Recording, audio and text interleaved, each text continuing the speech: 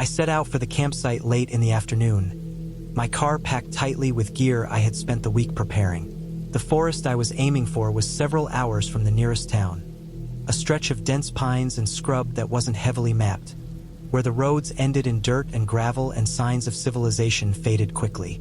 The drive was quiet except for the engine and the occasional bird overhead. As I left the last gas station behind, the sky was streaked with orange and violet, and the trees began to crowd the road, their shadows long and sharp across the worn asphalt. By the time I reached the final turn, the road had narrowed into nothing more than a single lane of packed earth, bordered by thick underbrush. The tires rattled over small stones, and I had to slow whenever the path curved, the headlights barely illuminating more than a few feet ahead. I found a clearing just off the road that seemed perfect, a patch of flat land near a slow-moving stream, with the trees forming a protective wall around it. The ground was damp but firm, and there was enough dry wood scattered nearby to make a fire. I parked, took a deep breath, and began unloading my bag, feeling the immediate relief of space around me. Setting up the tent took longer than I expected because the ground was uneven and filled with small roots. I hammered the stakes in carefully, listening to the dull thud against the earth, and finally stepped back to examine it. The wind was light, rustling the leaves above, carrying the scent of damp soil and decaying pine needles. The stream gurgled steadily nearby, a constant, soft sound that filled some of the silence. I gathered firewood, small branches and larger pieces that were dry enough to catch without too much struggle, and stacked them into a neat pile for later. Night fell quickly, faster than I anticipated. I struck a match against the box and coaxed the pile into flame, listening to it hiss and pop. The warmth was immediate, but it did little to chase the sense of isolation that had begun to settle over the clearing. The forest had its own rhythm at night, the occasional snap of a twig, the distant call of an owl, the rustle of leaves as a small animal moved through the underbrush. But there was something in the spacing and timing of these sounds that made them feel deliberate. I ate slowly, listening, my eyes occasionally darting toward the shadowed edges of the clearing. The first time I noticed it, the sound was faint, a crackle of leaves and twigs that didn't match the usual pattern of wildlife. It wasn't fast or erratic. It was deliberate, slow, measured. I froze, my gaze sweeping the darkness beyond the firelight. Nothing moved, and when I exhaled, the sound stopped. I told myself it was probably a deer or a fox, something that had wandered close. But over the next hour, it returned, always at irregular intervals, always precise, never quick, never fleeing. I decided to stay close to the fire, keeping it fed in small increments. Every time the flames died down, the shadows seemed to stretch closer, and the noises became sharper against the dark. I saw shapes in the blackness, elongated and shifting as branches swayed.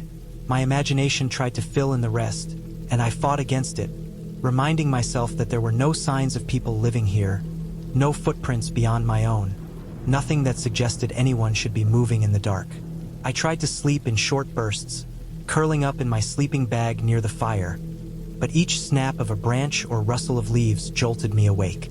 Once, I caught a movement just beyond the firelight, a figure, or something that looked like one, standing briefly among the trees before dissolving back into the shadows. My heart raced, and I didn't move, barely daring to breathe, hoping that whatever it was would pass. When my eyes adjusted, nothing remained, only the rough texture of tree bark and the dull shine of leaves. Hours passed like this, each one longer than the last. The fire dwindled, leaving behind glowing embers, and I kept them alive with occasional sticks, unwilling to let it die completely. I counted the sounds, the slow, measured steps circling the clearing, the soft scrape of what could have been boots or paws over rough ground, the occasional faint metallic clink that I couldn't place. It was precise enough to feel like observation, careful enough to suggest awareness. Dawn was a relief. The sky lightened gradually, washing the forest in pale, gray light. I packed quickly, leaving the tent folded and the embers smoldering. As I walked back to my car, I noticed footprints in the soft earth near the tree line, large and spaced evenly, heading toward the clearing from the far side. They weren't fresh enough to suggest immediate danger, but they were recent enough to confirm that something or someone had been there during the night. The drive out was tense. Every shadow along the road seemed to move. Every rustle in the underbrush caught my attention. I didn't stop until I reached the paved road, the normal sounds of the world slowly returning. The distant hum of traffic, birdsong, the occasional engine. I glanced back at the dark forest behind me, the clearing now hidden by the trees, and felt a lingering unease. Weeks later, I returned during daylight to inspect the site. The ground was dry, the footprints had faded, and there was no evidence of habitation. No trash, no signs of campfires, no marks beyond my own. It could have been anyone. A hiker, a hunter, someone passing through. But the careful pattern of movement at night had been unmistakable. The forest seemed empty in the sun, yet I couldn't shake the feeling of being observed. I never camped there again. Even now, months later, I remember the slow, deliberate rhythm of movement around that clearing, the way shadows seemed almost aware of me, and the sense that solitude is never truly empty. It is attention in its quietest form, and the memory of that night stays with me, precise and uncomfortable, a reminder that wilderness can have its own presence, patient and watchful, even without a face or voice to claim it. I went camping because I needed space to think. The city had become too loud, too sharp. A friend suggested a state forest a few hours away, and I packed my gear with minimal planning, bringing only what I thought I would need. The drive itself felt like leaving one life behind. The road narrowed, trees closed in on either side, and signs of habitation disappeared. By the time I parked at the trailhead, the only sound was wind through the canopy and the occasional bird call. The trail was well marked but rough. Roots twisted underfoot and rocks shifted with every step. I carried my pack higher into the hills, climbing steadily until the valley opened into a small plateau where the forest thinned. I chose a clearing near a brook that trickled over flat stones, the water shallow but clean. I set up my tent on fir needles and moss, arranging my small stove and supplies in a semicircle to keep them within reach. The light was fading, brushing the tree line with gold before slipping into gray. As night fell, the forest felt alive in a way I had not expected. Crickets chirped, frogs called from the brook, and the wind moved through the branches above in uneven gusts. I made a small fire to ward off the chill and ate a simple meal.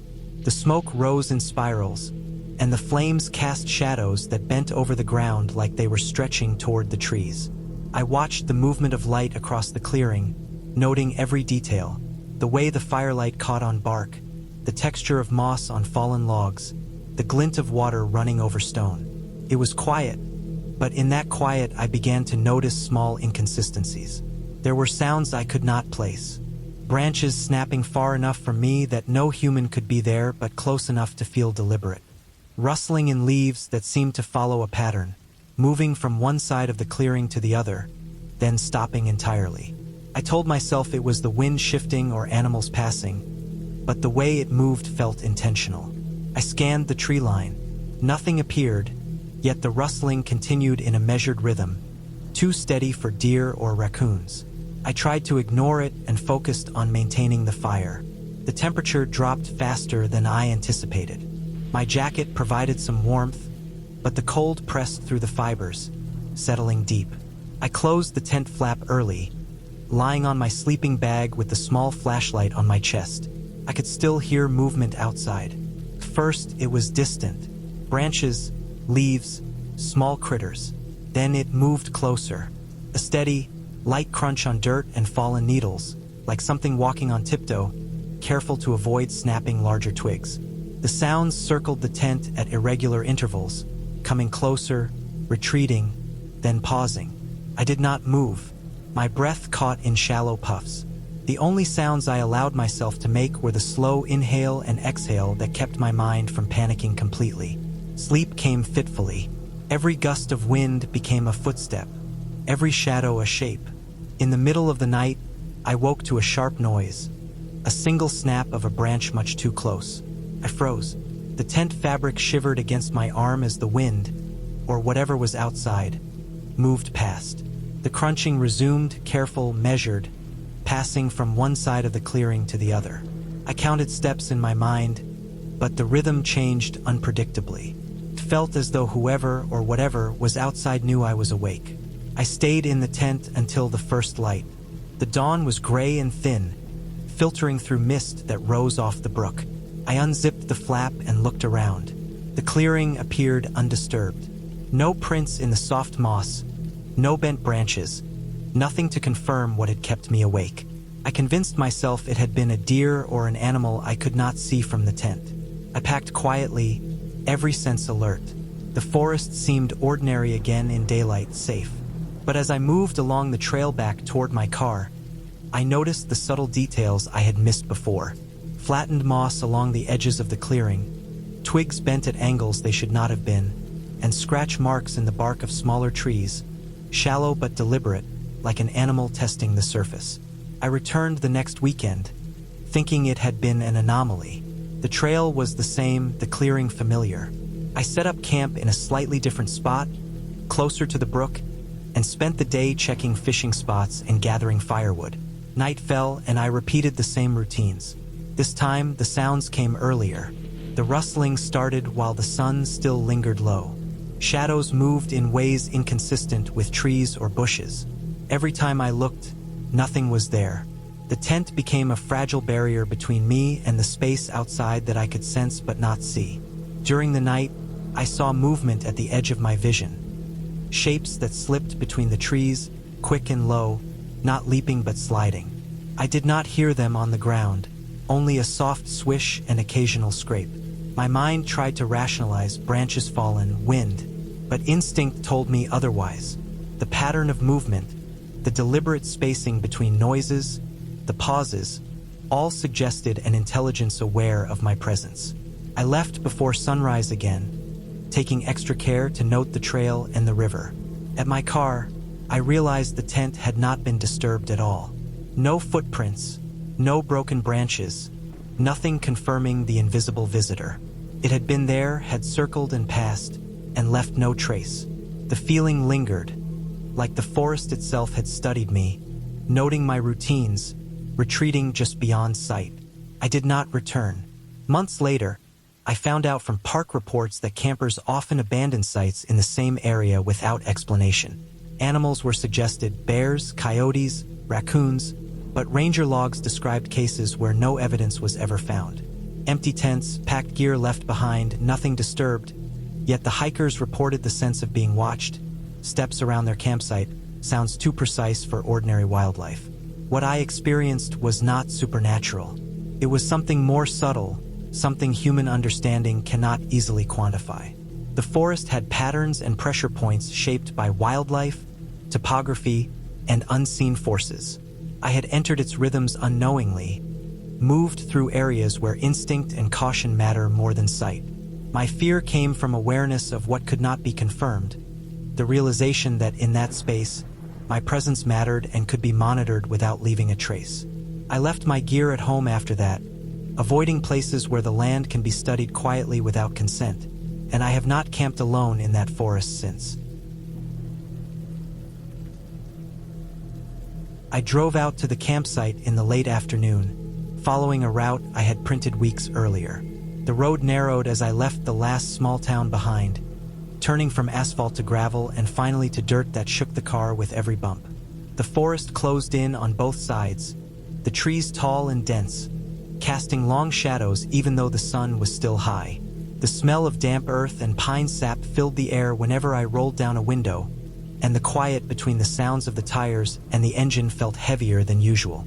I kept thinking I might be lost, but the map and the GPS agreed that the clearing I was aiming for should be just up ahead. I reached the spot just as the sun dipped toward the horizon. The clearing was small but flat, bordered by a thicket of trees on 3 sides and the edge of a stream on the 4th. The grass was wet with morning dew that hadn't fully evaporated, and small patches of bare dirt showed where animals had passed. I parked on a hard patch near the trees, taking a moment to listen. The stream gurgled quietly, and the wind whispered through the pines. There was a stillness to the place that made it feel separate from the world, as if the clearing had been waiting, untouched, for years. I unpacked quickly, dragging the tent out and finding the flattest spot to pitch it. The ground was uneven, filled with small roots and rocks, so I worked slowly, hammering in the stakes and adjusting the lines. Once it was secure, I set up my sleeping bag and organized the small pile of gear I had brought. The sun was low now, casting long shadows that made the forest look deeper and darker than it had in the afternoon. I gathered firewood from fallen branches, carefully choosing pieces that were dry enough to catch easily, and stacked them neatly near the clearing's edge. Night fell faster than I expected, and I struck a match to light the fire. The flames came alive, hissing and popping, and the warmth was immediate. I sat back on a log, watching the firelight stretch over the grass and spill into the edges of the trees. The forest was quiet, but the quiet was not empty. Small sounds moved in and out of awareness. The snap of a twig, the rustle of leaves, the faint drip of water from the trees. At first, I thought these were animals passing nearby. Later, I realized the timing of some sounds was too deliberate, too regular, to belong entirely to wildlife. It started with subtle noises, just beyond the reach of the firelight. Footsteps, soft and deliberate, moving slowly through the underbrush. I froze whenever I heard them, scanning the shadows, but nothing was visible. The sound would stop for minutes at a time, then resume, circling the clearing without rushing. It was precise, methodical, almost patient. I told myself it was an animal, a deer or a fox, but the rhythm of movement and occasional faint metallic scrape made me doubt it. I stayed close to the fire, feeding it in small pieces of wood. Every time the flames died back, the shadows seemed to grow heavier, the noises sharper against the dark. Once, I thought I saw a shape at the edge of the clearing, tall and still, disappearing when my eyes adjusted. My heart raced, but I remained seated, unwilling to leave the fire or stand up and risk making noise. The night stretched on, each sound amplified in the isolation of the forest, each shadow feeling deliberate. Sleep came in fragments. I dozed for short periods, waking at every snap of a branch or rustle of leaves. The footsteps never sped up, never scattered. They moved carefully, sometimes close, sometimes farther away, always returning to the clearing's perimeter. Once, I heard the faint clink of metal, too small to identify, falling and rolling somewhere out of reach. The movement was subtle but consistent, a pattern I couldn't place. The fire burned low, the embers glowing faintly, and I kept it alive with small sticks, unwilling to let darkness fully reclaim the clearing. By the time the first light of dawn crept through the trees, I was exhausted. The forest felt lighter in the sun, the air sharper and colder, the stream more audible against the quiet. I packed my things quickly, leaving the fire smoldering, and began walking toward the car.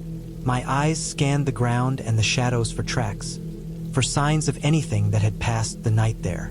I noticed deep impressions in the dirt near the edge of the clearing, footprints larger than my own, spaced evenly heading away from the trees. They were old enough to be safe but recent enough to confirm that something had been moving methodically during the night. The drive out was tense.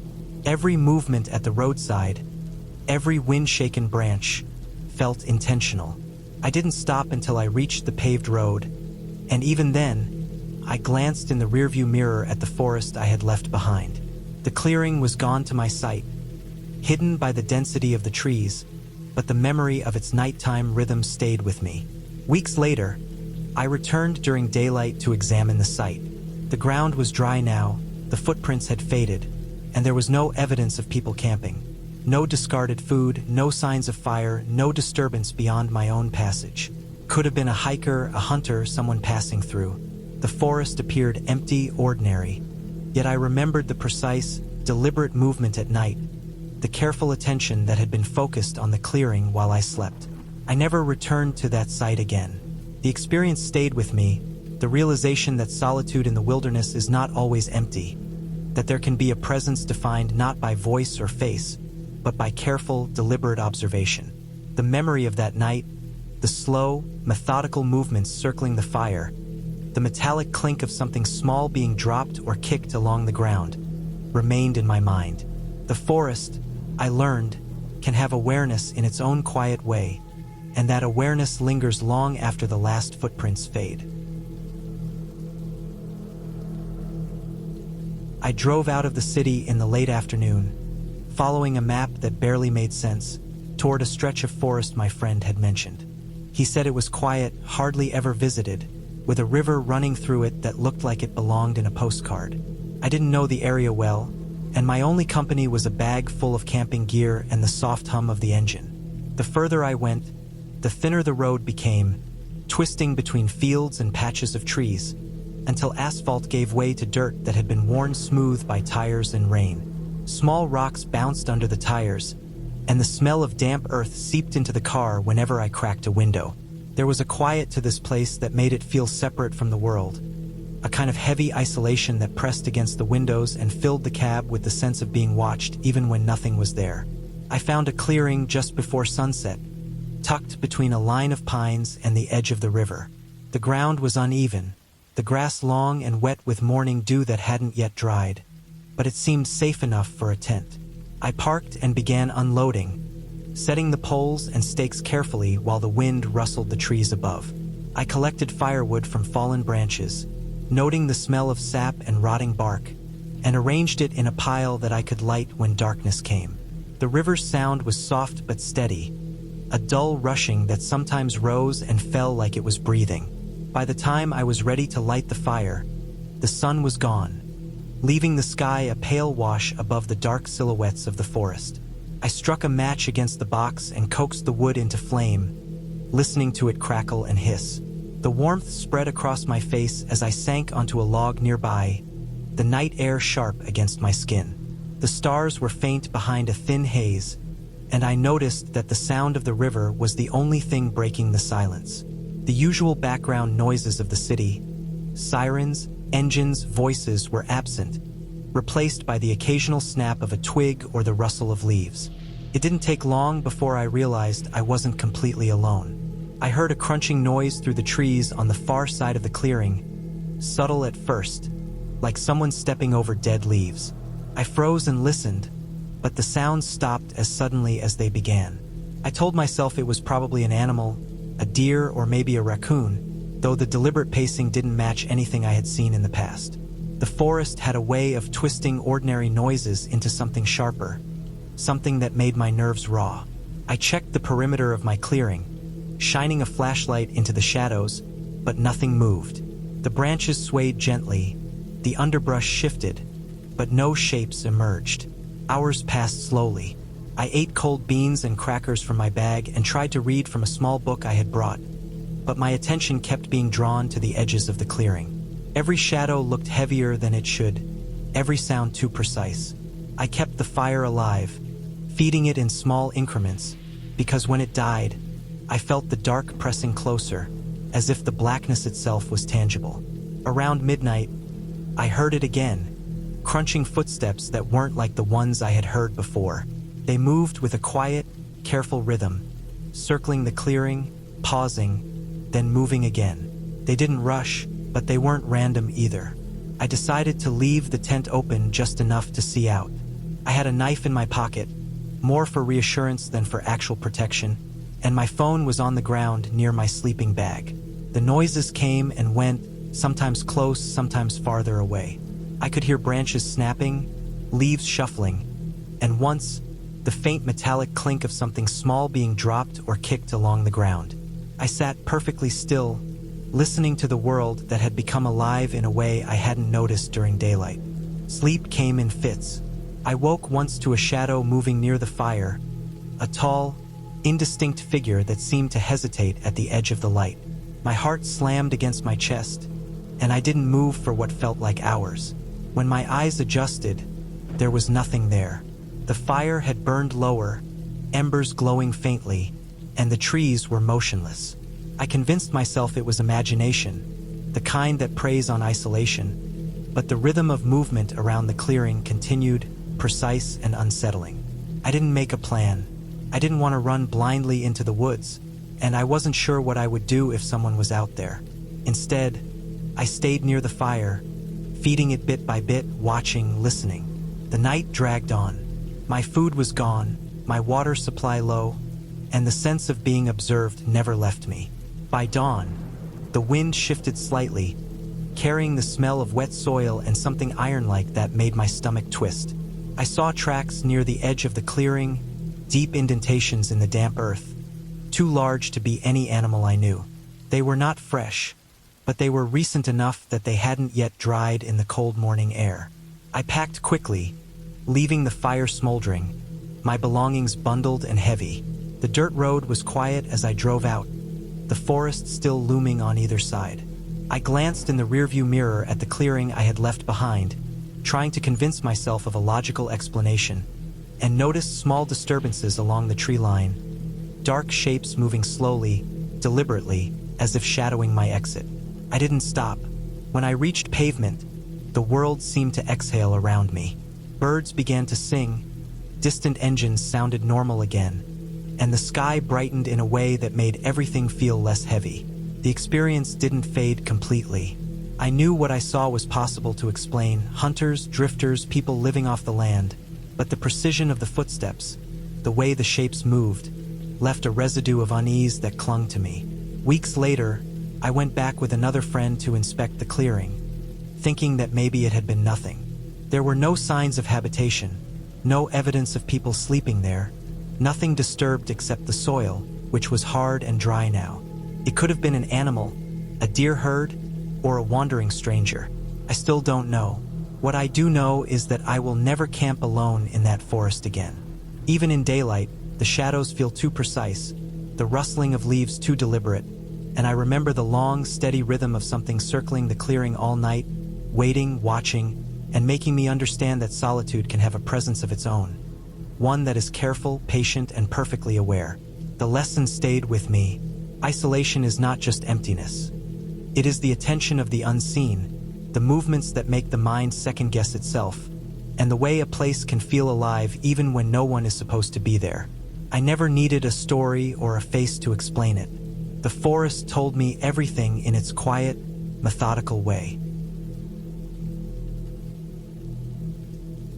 I camped near the river because it felt empty in a way that calmed me. The access road had ended miles back, and the footpath that followed the water showed little sign of recent use.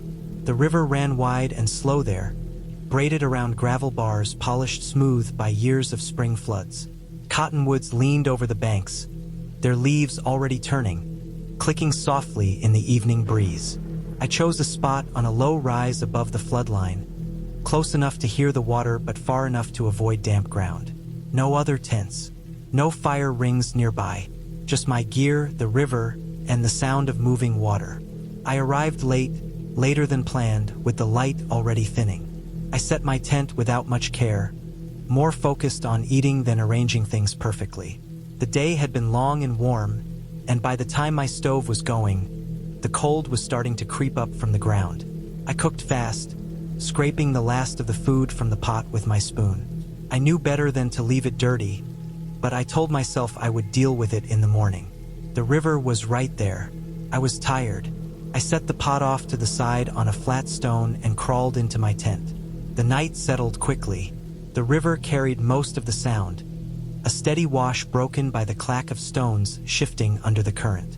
I fell asleep easily, my body heavy from the day. When I woke, the light was gray and low, the kind that comes just after dawn when the sun is still hidden by the bank. I lay still for a moment, listening. Nothing felt wrong. Birds had started up in the trees. The river sounded the same as it had all night. I unzipped the tent and stepped out barefoot, cold grass biting at my feet. That was when I saw the pot.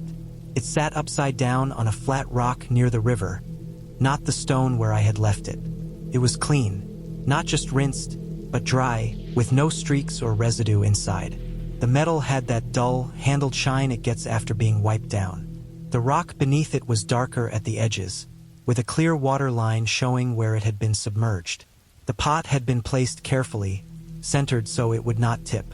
I stood there longer than I needed to. I looked at the ground around the rock, then along the bank. The gravel was undisturbed. No scuffs, no footprints. The river edge showed no slide marks where someone might have crouched. The water line on the rock told a precise story. Someone had lowered it into the river, held it steady, then set it back where it could dry. They had taken care not to splash or scrape. My first thought was that I had done it myself, half asleep, moving on habit. That explanation fell apart as soon as I tested it. My pot had been greasy when I went to bed. I could smell it on my hands even now. There was no grease left, no smell. I checked my hands again. Clean, but only because I had washed them earlier. I had no memory of getting up, no memory of the cold water or the shock it would have brought. I packed slowly that morning, watching the trees and the river more than my gear. I left the pot where it was, unsure what to do with it. The day warmed, and the place returned to its calm shape. By midday, my unease had thinned into something like embarrassment. I told myself it was a harmless act, someone passing through, someone who had noticed my mistake and corrected it. A local, a fisherman. Felt thin, but it was better than the alternative. I stayed another night because I wanted to understand it, or at least convince myself that I could. I cleaned everything before dark, sealed food in bags, hung what I could. I paid attention to small things, where I set my shoes, how the ground looked. When the sun dropped, the river grew louder, the surrounding land quieter. I ate early and sat until the stars came out, counting the minutes by the change in light. Sleep did not come easily. Every sound felt shaped, intentional. The river slid past with its steady voice. Leaves shifted. A branch snapped somewhere far off. I stayed awake long enough that my body began to ache with it. At some point, time lost its edges. Then, around 2 in the morning, I heard something that did not belong to the river. It was the sound of rinsing. Slow, controlled. Water lifted and poured back, not splashing, not rushed. The sound came from downstream, close enough that I could place it, far enough that I could not see. It repeated with a steady rhythm, pause, movement, pause again. Whoever it was took their time. I lay still, my breath shallow, my head turned toward the sound. I did not reach for my headlamp. Light would have announced me. Darkness kept me small. The sound continued for a long while. It did not drift closer or move away. It stayed fixed, as if the person had chosen a spot and worked there with care. I tried to count the motions, but they blurred together. My mind filled in shapes I did not want. I focused on what I could hear, on what it meant. Someone was in my camp area. Someone who moved without leaving marks. Someone who worked cleanly, deliberately. Eventually, the sound stopped. There was no retreat, no splash of someone standing up too fast. Just the river again, filling the space as if nothing had happened. I did not sleep after that. I waited for the light, watching the fabric of my tent lighten from black to gray. At first light, I packed without eating. I moved carefully, noting where things were, making sure nothing else had been touched. Everything was as I had left it. I did not go to the river. I did not look for signs. I folded the tent, shouldered my pack, and stood for a moment, listening. The place felt empty again, but the emptiness felt managed, like something that could change without warning. I left my cookware behind. The pot stayed on the rock, upside down, clean. Felt wrong to take it. It had been handled with a kind of ownership I did not want to challenge. I walked away along the bank until I found the faint trail again, then followed it without stopping until my legs burned. Later, when the distance had dulled the edge of it, I sorted the night into facts. There are people who live along rivers without camps or roads, moving with seasons and water levels. Some avoid contact, not out of fear but preference. They know how to move on gravel without leaving tracks, how to work by sound and touch in the dark. The smell of food draws them the same way it draws animals, but habit shapes the response. Washing a pot removes a reason for trouble. Leaving it where it can be seen sends a message without confrontation. I had stumbled into someone else's routine, made myself visible by mistake, and been corrected quietly. The fear came from not seeing it happen, from realizing how easily it could. I still camp near rivers. I still cook late sometimes, but I clean everything before dark now, and I pay attention to what stays clean when it should not. I didn't plan to camp. I had set out early with a light pack, expecting to be back at my car by late afternoon. The trail was familiar enough that I trusted memory more than the map. The forecast had called for flurries late, nothing that would change the day. By noon, the sky flattened into a dull sheet and the air took on a sharp edge that made breathing feel dry. Snow came early, small hard pellets that stung my cheeks and erased detail. By the time I realized how fast it was building, the trail had begun to fade under sleet and wind. I moved downhill to stay oriented, counting switchbacks, watching for landmarks that no longer looked right. The sound of weather filled everything. My boots squeaked with cold. When I saw the shelter, it felt like luck instead of planning. It sat a few steps off the trail, low and dark, built from heavy timbers sunk into stone. I won't say where exactly. People still hike there. I will say it was old, and the ground around it had been packed by years of boots and storms. The smell hit before I stepped inside. It was not just damp wood. It had a thick edge, like wet fur left in a closed space, layered with rot. I hesitated at the threshold and swept my light across the beams. The scratch marks were there, carved deep into the wood, old but not worn smooth. They ran in sets parallel, high enough that I had to tilt my head back to follow them. I told myself it was from tools, from careless use, from time.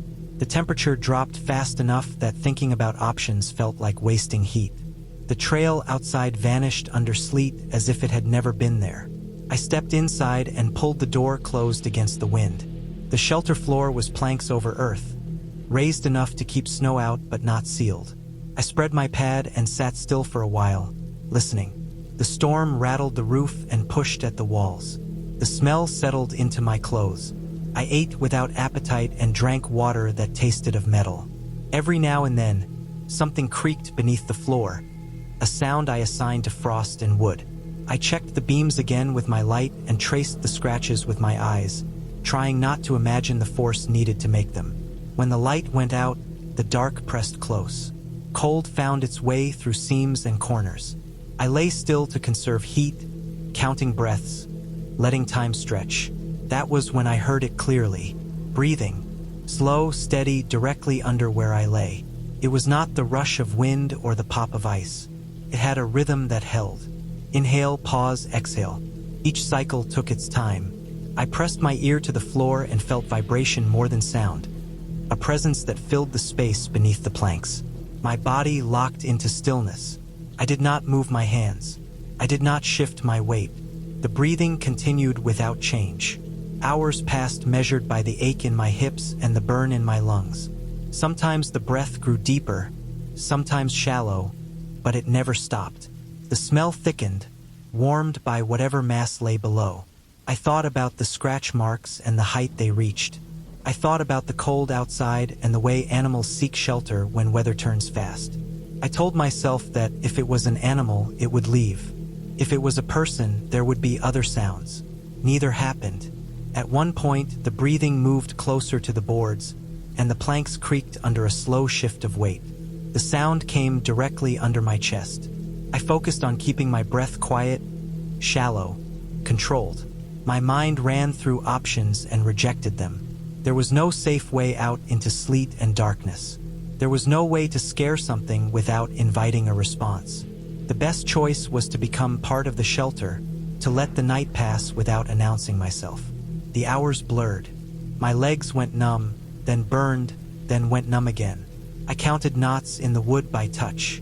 I followed the pattern of the breathing until it became a background, something I could not escape but could endure. I never heard it leave.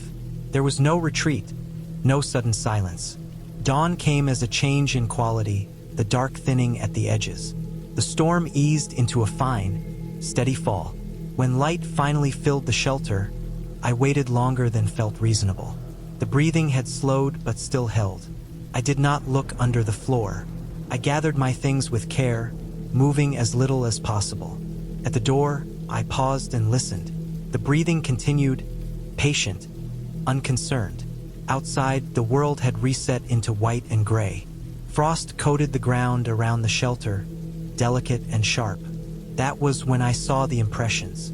Hand-shaped marks pressed into the frost, set around the shelter in a loose ring. Each had 5 long shapes, too long to be human fingers, sunk deep with weight. The pads were broad, the ends rounded. The marks faced different directions, as if whatever made them had moved slowly, testing ground, circling before settling under the floor. There were no clear tracks leading away. I did not stop to photograph them. I did not try to measure. I shouldered my pack and started walking. The trail was still gone, but downhill remained downhill. My legs shook with effort and release. I followed the line where the land softened and trees thinned, keeping a steady pace. The cold worked into my joints. Fear kept me moving. I didn't stop until I reached a road, black and wet against the snow, the sound of tires faint but real. Later, when my hands had warmed enough to hold a cup, I put the night into order. The shelter sat over a shallow crawl space that opened downhill. Bears used those places in early storms, drawn by old food smells and the promise of dry ground. The wet fur smell fit. The scratch marks fit, made by claws reaching for scent and habit. The breathing fit, the slow economy of a large animal conserving heat. The hand-shaped impressions were bare forepaws pressed into frost, longer than human hands, heavy enough to sink through crust. It had circled, chosen the space, and settled in beneath me. It never left because it never needed to. I had slept above a bear through a night of weather, separated by planks and luck. I walked away because daylight and patience held. I don't plan trips the same way now, and when storms come early, I respect what shelters can hide. I planned the traverse as a test of patience more than strength. A long line across open country where trees had given up and the land had flattened into wind and snow. I wanted quiet and effort that erased noise in my head. I carried a light pulk, skins cut clean, edges sharp, stove checked twice. The forecast promised stable cold and clear days. The map showed nothing but contour lines spread far apart, a suggestion of slope rather than relief. Once I left the trailhead, there would be no cover and no reason for anyone else to be out there. The first day felt honest.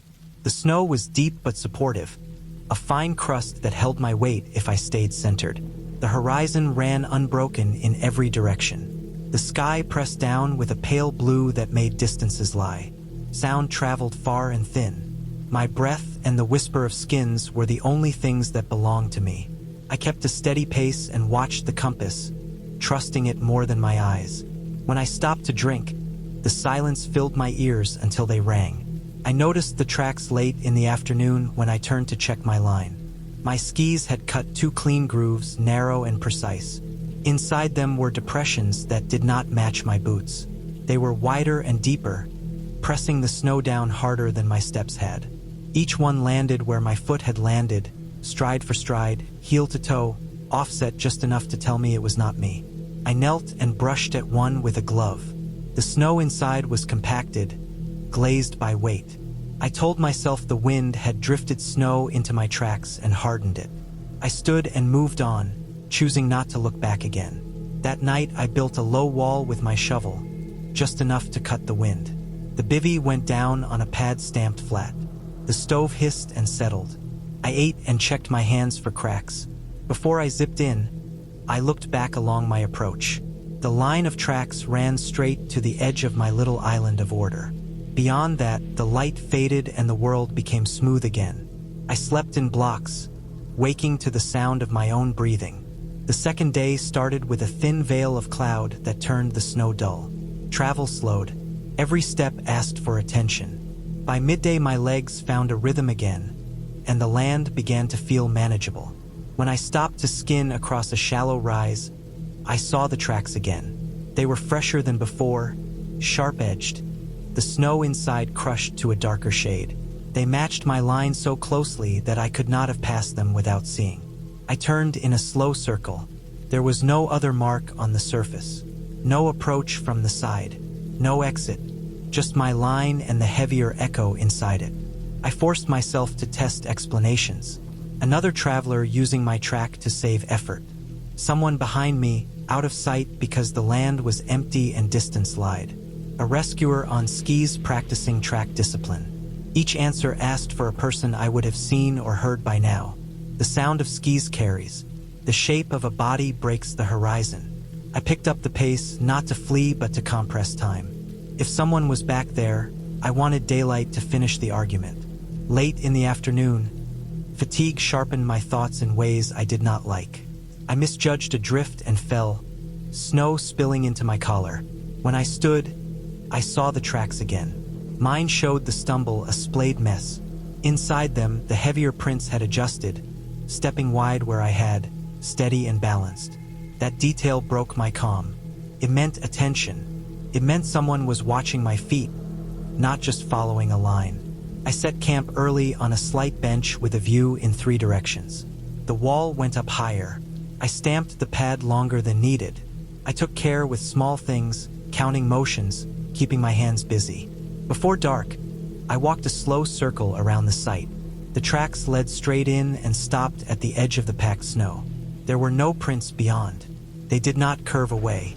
They ended as if the person had stood there and chosen not to step closer. I did not see anything move. The night came down with a clean edge. Sleep was thin. Wind lifted and fell. At some point I realized I was listening for a sound I had not heard. The scrape of skis, the cough of breath. It never came. When morning arrived, the world looked as it had the day before, open and indifferent. The tracks were still there, crisp in the cold. They had not drifted. They had not melted. They waited. The third day demanded effort from the first step. A low-pressure system had brushed the area overnight, leaving a skim of loose snow that hid the crust. Progress slowed to a grind. I stopped often, not to rest but to think. I watched the tracks every time. They kept their place inside mine, matching my mistakes and my corrections. At one point, I cut a hard angle to test it, traversing a side slope that forced me to edge carefully. The heavier prints followed, edging with confidence, pressing harder where the slope steepened. Whoever it was had more mass and better balance. As the light thinned, I chose a site by feel rather than view. The bench was shallow, the wind moderate. I built the wall and stamped the pad with care that bordered on ritual. Before I settled in, I walked back along my approach one last time. The tracks ended again at the edge of my work. This time I followed them with my eyes for a long while, searching for a place where they might turn or sink. There was nothing. They did not leave. Inside the bivvy, time stretched. The cold sharpened everything. My thoughts lined up and demanded answers. I built one that fit the evidence and did not ask for fear to do extra work. A man had been out there, heavier than me, using my track to conserve energy. He had kept distance to stay hidden, stepping where I stepped to erase his own approach. He had watched my balance and copied it. He had stopped outside my camps to avoid conflict, choosing control over contact. The reason settled last. He was waiting for a mistake, for whether to do what he did not have to. He wanted my route and my timing, not my company. With that conclusion, I did the only thing left. I made it clear I would not move in the dark. I stayed awake. I kept the stove ready and my headlamp charged. I checked the zipper and my hands. The night passed without sound. At first light, I packed without ceremony. I did not look back. I skied until the land began to tilt toward known terrain and my radio found a signal. Later, at the ranger station, I filed a report with dates, bearings, and photographs of tracks nested inside mine. They told me about a poacher who had been working that plateau for weeks, heavier because he carried meat and a rifle he did not want seen. He followed travelers to learn routes and timing, waiting for storms to thin margins. They found his camp a day later, dug into a drift not far from where I had slept. The explanation closed the circle cleanly. I had been followed by a person who understood snow and patience better than I did. I still ski alone, but I break my tracks now, step aside, and watch the surface answer back. I was a forestry student then, still convinced that data and patience could explain anything if I stayed long enough. My project was simple on paper. I had to map the spread of a fungal disease moving through mixed hardwood stands, note canopy loss, soil moisture, and bark damage, and turn it into a clean report. The assigned parcel sat far from towns, stitched to public land by old logging roads. People in the nearest diner looked at my maps and schedules and made faces that carried meaning without words. I took it as superstition mixed with boredom. I needed the credit hours more than approval. I packed light because I planned to move fast. One tent, a small stove, flagging tape, calipers, notebook sealed in plastic, and a headlamp with fresh batteries. I parked at a wide spot near a gate and followed an overgrown spur road until tire ruts faded into moss. October had already thinned the leaves. The air smelled of rot and cold metal. I set my camp on a slight rise between hemlock and oak, close enough to water to hear it, but far enough to avoid damp ground.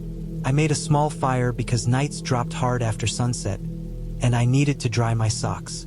Work kept me focused until dark. I flagged trees, measured lesions, noted patterns that didn't fit my expectations. The forest felt watchful in the way quiet places do when wind stops. I ate standing up, checked maps, and sat by the fire to warm my hands. The firelight pushed back the dark in a shallow bowl. Beyond that, the woods held steady. I noticed the shape at the edge of that bowl after the first hour, not arriving but present when my attention drifted. It blocked stars, a tall outline where the sky should have been. When I leaned forward, it thinned. When I leaned back, it thickened. I assumed it was a tree trunk I hadn't marked, a trick of angle and fatigue. I kept working in my head, rehearsing measurements, thinking about transects. Each time my gaze returned to the fire, the outline stayed. It did not sway like a branch. It did not break into limbs. It held its place with patience that felt deliberate. I fed the fire once, then let it die down. Embers glowed. The outline stayed at the same distance, just outside where light could explain it. I never saw detail. No eyes, no movement I could pin down. Only absence where stars should have been. Hours passed measured by my watch and the slow burn of coals. My body grew tired in layers. I wrapped my jacket tight and told myself that predators avoid fire, that people rarely walk this far at night, that the simplest answer was correct. I lay back on my pad and watched the outline until my eyes ached. When sleep came, it was shallow and broken. Each time I woke, the stars were still blocked. Dawn came clean and gray. The forest woke with birds and the sound of water. The fire was ash. The outline was gone. I stood and stretched and felt foolish relief. Then I saw the grass. Around my tent, the grass lay pressed flat in a perfect ring, as if a heavy thing had moved in slow circles all night. The blades were bent but not broken, damp with dew, laid down with care. No tracks cut in or out, no scuff marks. The ring sat just beyond the guy lines, close enough that something could have brushed the fabric. I walked the perimeter and felt my skin tighten. I photographed it, measured it, tried to explain it as wind or animal bedding. The symmetry resisted easy answers. I packed without breakfast. I finished my plots with speed instead of care and drove out before noon. Back on campus, I filed a report that hid uncertainty behind charts. The professor circled errors and wrote questions in the margins. I failed that survey and changed fields the next semester. I told myself it was about interest shifting, about wanting applied work. I stopped camping alone. Years later, distance pulled me back toward trees in a different way. My father died without warning, and the world narrowed to logistics and silence. I needed a place where time would move without asking me to perform. Pennsylvania State Game Lands offered that. October again, 2019 this time. I chose a tract far from trailheads, a mosaic of second growth and old clearcuts. I did not tell anyone where I parked. I wanted the night to be mine without check-ins or plans. I parked on a gravel shoulder where grass pushed through stone and walked until headlights felt imaginary. I set my tent in a shallow hollow ringed by laurel, leaves slick and dark. I cooked early and turned my headlamp off to let my eyes adjust. The woods carried sound well. Every footstep far away arrived clean and whole. I lay on my back and watched clouds slide over a thin moon. Around 2 in the morning, a cough cut through the night. Human, close. It had weight and rhythm that animals do not carry. It came again, slower, wet, and then the sound of leaves shifting, careful and unhurried. My heart beat in my ears. I listened without moving. The cough moved, tracing a line that curved around my camp. I counted breaths. I tracked distance by the way sound changed as it passed behind trees. It circled once, then again, never stepping into my clearing, never close enough to brush the tent. I smelled smoke faintly, then lost it. I kept still until the forest thinned toward morning. When light returned, it brought evidence. Cigarette butts crushed into the dirt near my tent, pressed flat by a boot heel. 3 of them spaced like markers. The filter paper was damp. The ash had smeared into soil. I do not smoke. I scanned for other signs and found shallow impressions where someone had paused, weight shifting. No attempt to hide it. No attempt to approach. The pattern felt intentional, a message without words. I packed fast, hands steady in a way that surprised me. As I walked out, I noticed where grass lay bent near my sight. Not a ring this time, but arcs where someone had stood and watched. At the car, I sat with the door open and breathed until the tremor left my legs. The explanation settled into place as I drove. In both places, people had known the land in ways I did not. In both places, someone had decided to test a boundary without crossing it. The outline blocking stars had been a person standing still beyond firelight, choosing patience over noise. The pressed grass had been the record of hours spent close, deliberate movement marking time. The cough in Pennsylvania had been the same tactic, a way to announce presence without revealing intent, to see how I would react. I reported the cigarette butts to the local office with dates and coordinates. I did not expect follow-up. I cleaned my gear and put it away. I still work outdoors, but I plan differently now. I leave itineraries.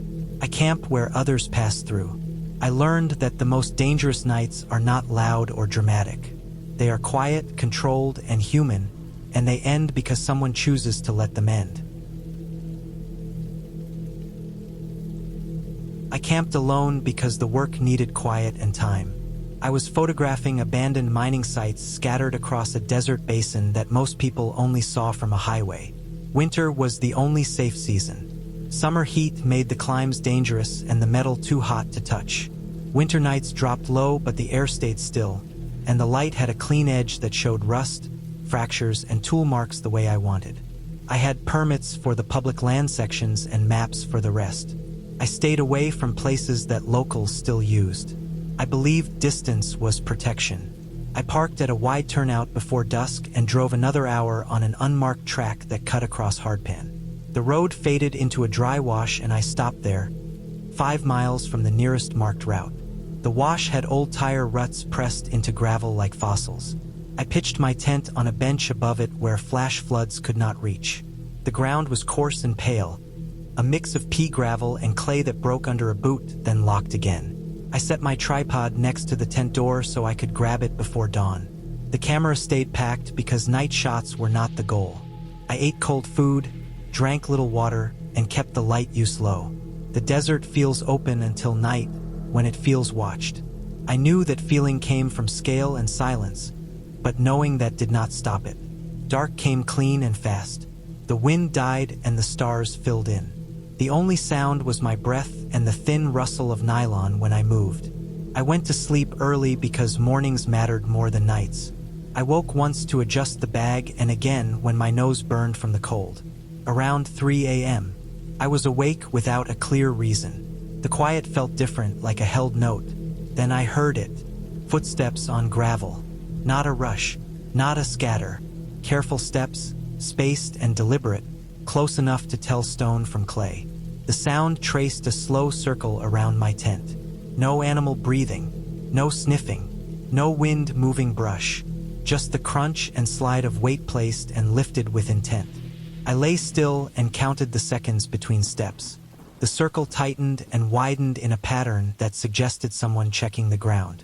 The sound paused near my head and resumed near my feet.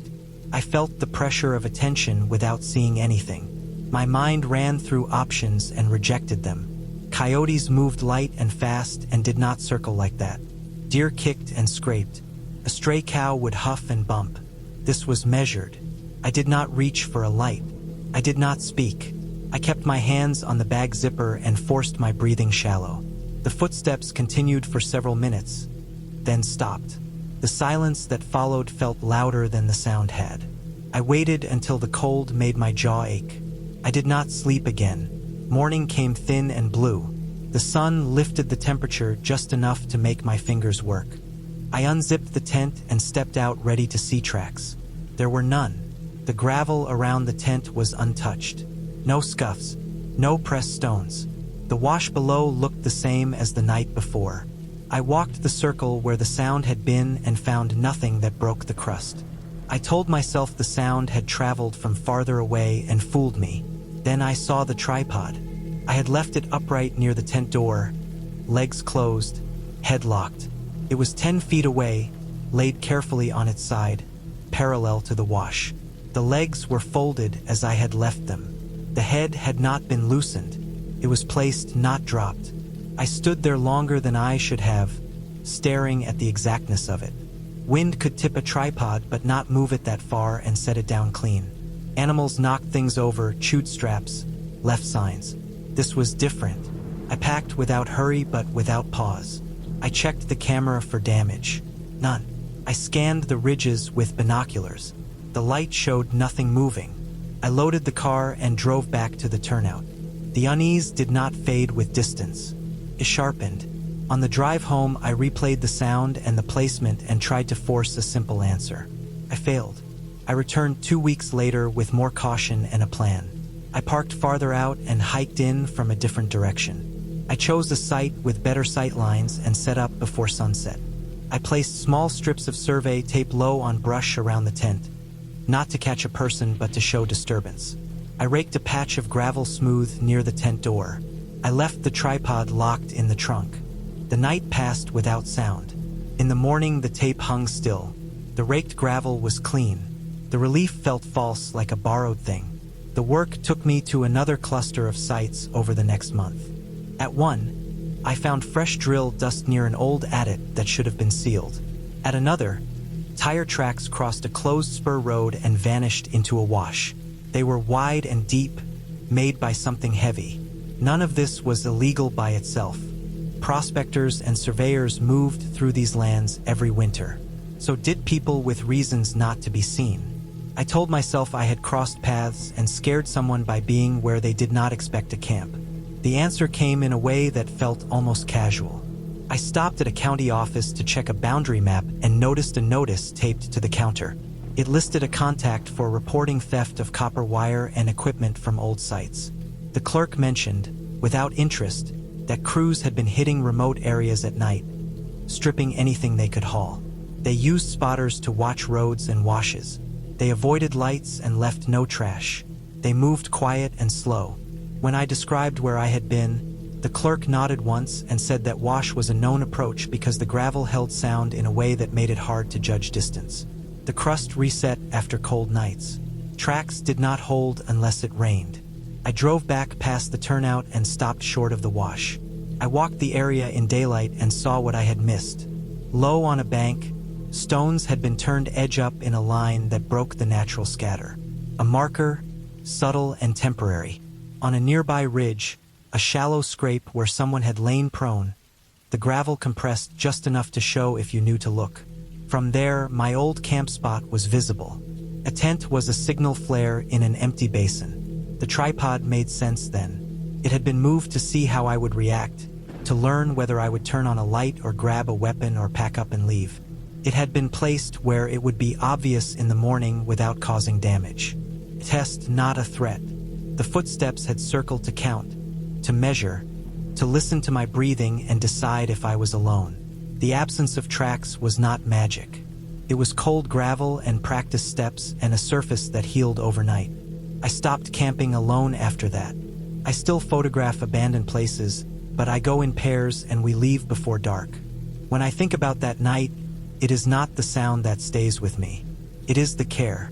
Someone had entered my small space and touched my things without hurry, without leaving a mark, and then stepped back into the dark to watch the result. That detail still bothers me more than anything else because it means the desert was not empty. It was managed quietly by people who knew how to be there without being seen.